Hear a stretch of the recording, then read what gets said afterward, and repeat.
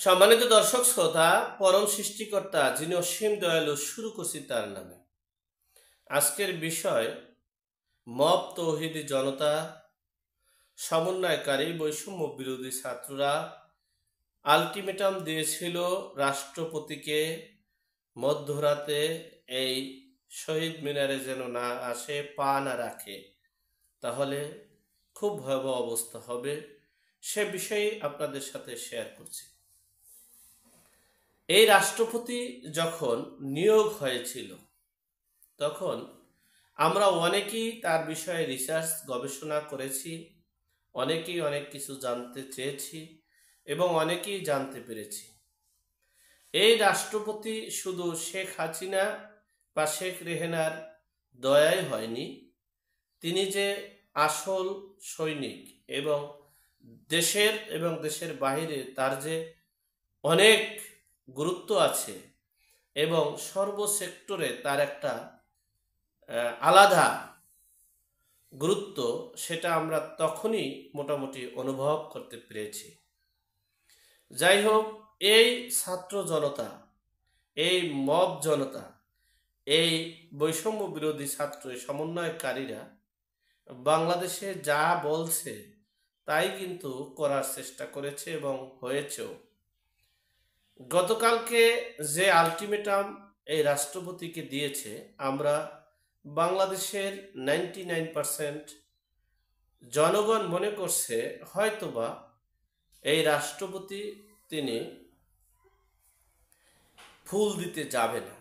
কারণ হচ্ছে, কে শুধু শুধু ফাও বা অযথা ঝামেলায় জড়ায়।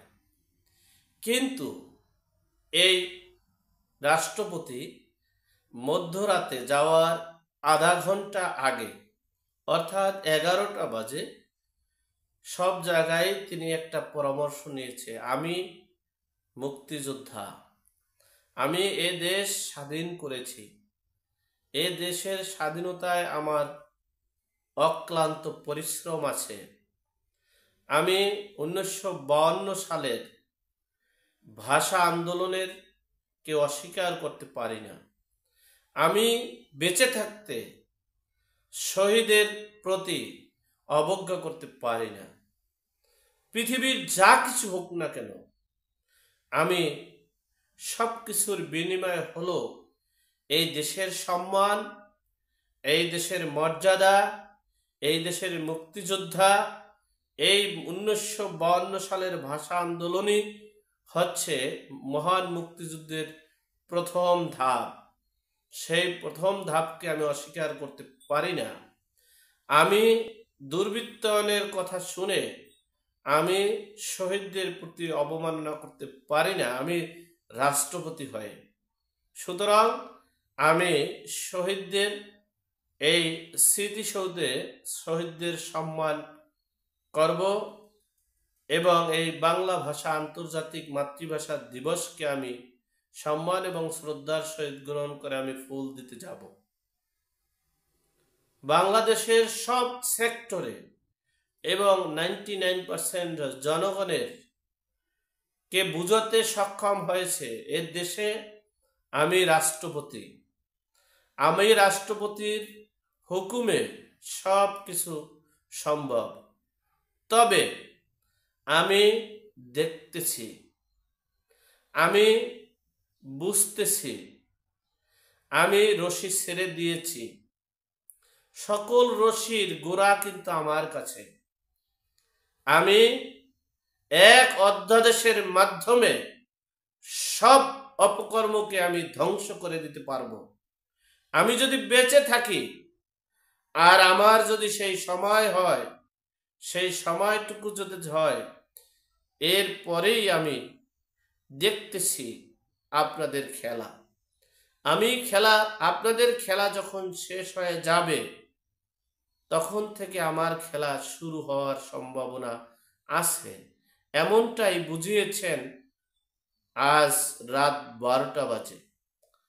এমনকি তিনি যে সর্বময় ক্ষমতার অধিকারী সেটা তিনি প্রমাণ করেছেন মহান এই আন্তর্জাতিক মাতৃভাষা দিবসের ফুল দিয়ে সকল মব, তৌহিদি জনতা, ছাত্র জনতা এবং উচ্ছৃঙ্খল জনতাদের প্রতিবাদ করে আমি বারবার বলেছি, হে নবীন, তোমরা আগামী দিনের দেশ পরিচালক হবা, কেউ দেশের আইন প্রণেতা হবা, কেউ এই দেশের জনপ্রতিনিধিত্ব করবা, কিন্তু তোমরা এমন কোনো বিশৃঙ্খলা করিও না, এমন কোনো ত্রাসের রাজত্ব কায়েম করিও না এই দেশটা বসবাস অযোগ্য হয়ে যাক।